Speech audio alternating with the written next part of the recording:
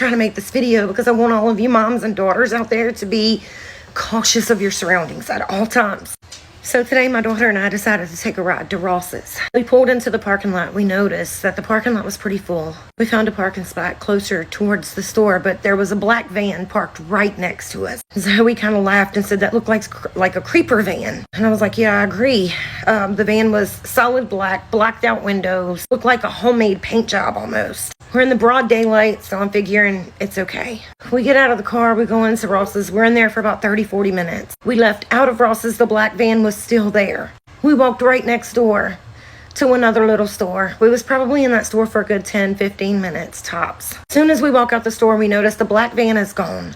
But there's another car right in front of my vehicle. And there's an older lady, dark complected, salt pepper looking hair, standing at her vehicle. Me and Zoe both just said hi, and we went to get in our car. I got in first in the driver's seat. Zoe went to get in the passenger seat, and that's when the woman looked at her and said, honey, is there any way you can help me? Zoe said, sure.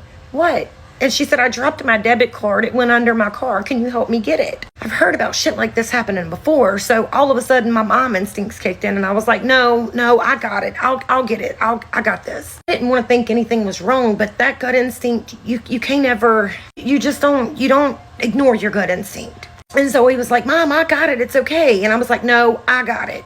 So I told Zoe, get in the car and lock the door. So she did.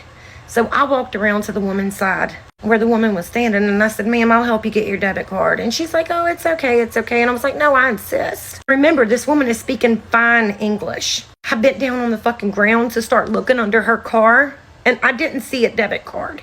But at that very moment, her phone rings, and she starts speaking this, I don't know what language it was. So I stand up and I'm looking at her and I'm like, what the fuck is going on? And about that time, that same black fucking van that was sitting right next to us, I'm pulling back in the parking lot right behind her fucking car. I know, driving not even a mile an hour, idling almost. I'm standing at this woman's door and I'm like, what the fuck is going on? And she's looking at me and she's like, no, just pushing her hand back. The woman gets in her fucking car and takes off.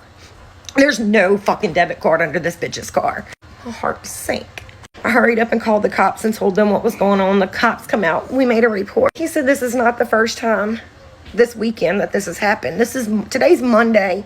He said they gotten 3 other calls just this weekend on the same shit. He's not sure if it's a sex trafficking ring or what the fuck these people are up to, but they're definitely all in it together. I've heard of shit happening like this before, but I guess you don't understand the seriousness of it until it happens to you and your baby. There was no license plate on the back of the car or the van. Y'all, please, I'm begging y'all, please just be very cautious of your surroundings. If I would have gotten in my car and let my baby, it wouldn't have took but 2 seconds for them to get her in that van. This is hitting way too close to home. The police was working with the store to get a video to see if they had video footage of what the woman looked like. This is one of the scariest things that's ever happened to me or my daughter ever. Y'all be careful.